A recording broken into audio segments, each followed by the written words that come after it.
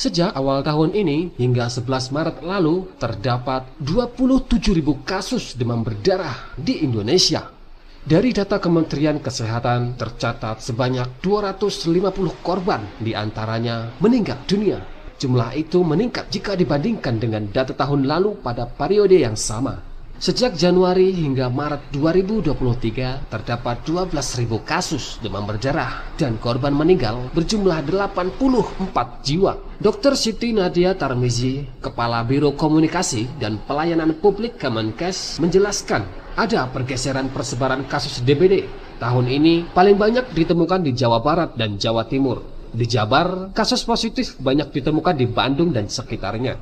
Pola sebaran demam berdarah memang dinamis. Daerah yang sebelumnya terdapat kasus dengan jumlah banyak cenderung terpacu melakukan pencegahan secara masif. Hal itu menjelaskan mengapa daerah yang terpapar banyak DBD tahun lalu seperti NTT pada tahun ini relatif terkendali. Peningkatan kasus DBD tidak terjadi begitu saja. Nadia mengakui sulit mengendalikan peredaran nyamuk Aedes aegypti pada musim hujan. Banyaknya genangan air menjadi tempat berkembang biak yang sempurna bagi nyamuk tersebut. Kondisi ini tidak diiringi oleh tindakan pencegahan yang masif dan ketat, seperti menggalakkan gerakan 3M. Naiknya angka kematian di beberapa daerah juga disebabkan membludaknya pasien dan fasilitas kesehatan. Kondisi itu membuat para tenaga kesehatan kewalahan menangani semua pasien secara maksimal. Selain itu, masih banyak pasien DBD yang telat dibawa ke rumah sakit. Salah satu daerah di DKI Jakarta dengan kasus DBD tinggi adalah Jakarta Barat. Kepala Bidang Pencegahan dan Pengendalian Penyakit P2P Dinas Kesehatan DKI Jakarta, Lis Dwi Oktavia membenarkan sedang terjadi lonjakan jumlah kasus DBD di wilayahnya. Menurut data Dinkes DKI per 18 Maret 2024 tercatat ada 1.000 kasus DBD. Namun, data itu hanya mencatat pasien yang menjalani rawat inap di rumah sakit dan berbeda dengan Kemenkes.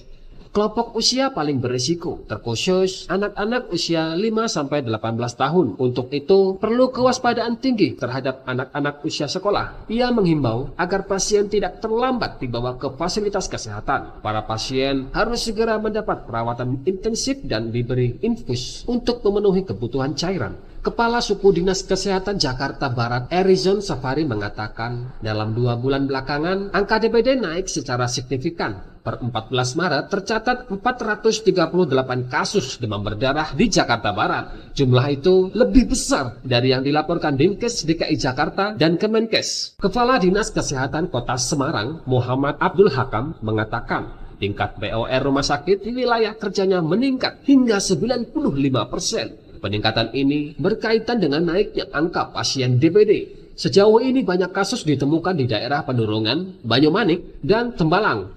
Per 18 Maret, total kasus demam dengue di Semarang mencapai 1.453 kasus, sedangkan yang mencapai level DBD berjumlah 77 kasus. Dinkes Semarang menghimbau masyarakat memantau area-area yang berpotensi genangan. Pemeriksaan dan pembersihan genangan dilakukan setidaknya 2 kali dalam seminggu. Hal itu untuk mencegah telur dan larva nyamuk berkembang sampai dewasa. Sementara itu, seorang dokter di daerah Jombang, Jawa Timur mengaku sudah kewalahan menangani pasien demam berdarah yang terus berdatangan. Kenaikan jumlah pasien demam berdarah sudah dirasakan sejak 2 bulan yang lalu. Rata-rata tiap hari di puskesmas terdapat 3-4 pasien demam berdarah. Adapun di tingkat rumah sakit, angkanya bisa mencapai 5-6 pasien per hari. Menurutnya, rata-rata pasien adalah anak-anak usia di bawah 12 tahun. Gejala paling umum saat dibawa ke fasilitas kesehatan adalah demam dan beberapa kasus disertai dehidrasi. Masyarakat harus mendapat edukasi yang cukup agar dapat menghindari dari gigitan nyamuk, seperti memasang jaring di jendela atau memakai selambu.